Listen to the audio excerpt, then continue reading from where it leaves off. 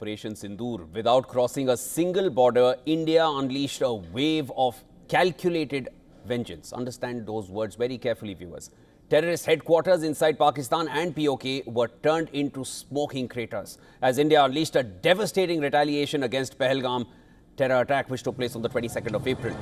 Operation Sindoor was put into motion, and this wasn't just symbolic, it was surgical, a direct message from New Delhi that you attack us and we will hunt you down wherever you are.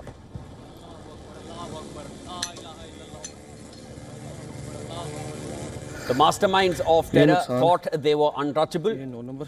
They were proven wrong. India proved them wrong. In a thunderous show of intent, precision and firepower, India struck deep inside Pakistan, targeting the very nerve centers of terror.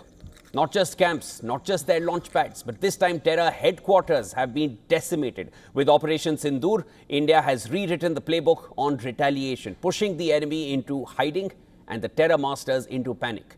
And this is the third and most powerful surgical strike carried out by India.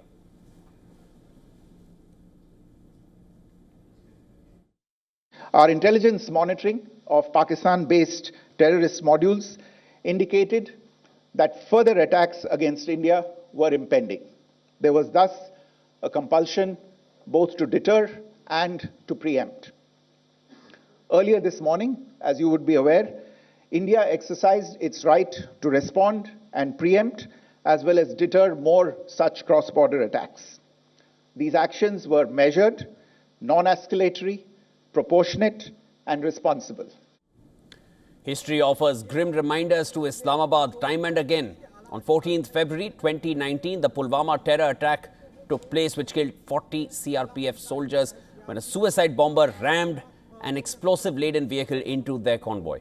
India's retaliation came swiftly even in 2019. Just 12 days later, on the 26th of February, the Indian Air Force struck a Jaish-e-Mohammed training camp deep inside Pakistan in Balakot. Precision airstrikes, 12 Indian Air Force Mirage 2000 fighter jets unleashed 5 one-ton payloads targeting terror infrastructure with surgical accuracy. Let's go a little further back from here. Earlier in September 2016, 4 Jaish-e-Mohammed terrorists from Pakistan targeted Indian Army Brigade headquarters near the town of Uri in Jammu and Kashmir. 19 Indian soldiers were killed in that attack, and 19 to 30 others were, and about 29 to 30 others were injured in that attack. Again, 11 days later, India responded with surgical strikes on the 29th of September 2016 against multiple terror launch pads across the line of control. These operations sent a clear message: India will not tolerate terror sanctuaries. This time, when Pahalgam was targeted on the 22nd of April, India responded after 15 days. Indian fighter jets unleashed fury. India gave enough time to Pakistan to take some action. Pakistan failed to even condemn the terror attack in Pahalgam, and then came India's response on the 15th day. It destroyed 9 terror camps, some deep inside Pakistan. One of the major targets was Jaish-e-Mohammed's headquarters in Bahawalpur, which was hit with surgical precision. Masood Azhar, the mastermind of multiple attacks on Indian soil, barely escaped, but reportedly 10 of his family members weren't so lucky. India's message was brutal. It was clear. No more hiding behind borders or any kind of proxies. Lashkar-e-Toiba's command center in Muridke, which is essentially in Punjab in Pakistan, the infamous site where Hafiz Saeed plotted 2611, that has been reduced to rubble now. Indian satellite surveillance has picked up movement of key operatives attempting to flee to remote safe houses.